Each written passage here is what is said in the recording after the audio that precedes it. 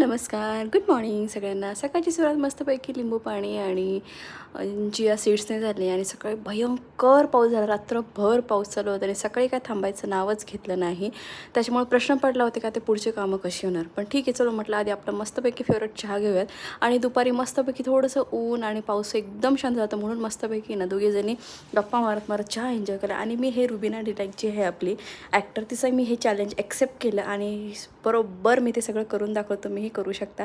त्याच्यानंतर ह्या दोघांची तर नॉनस्टॉप मस्ती चालू होती. नसती चालू तो पण मी माझी पटपट एक्सरसाइज करून घेतली. म्हटलं मग संध्याकाळी मला बाहेर जायला मिळतं की नाही याची गॅरंटी नाही, कारण पावसाचे दिवस चालू आहेत.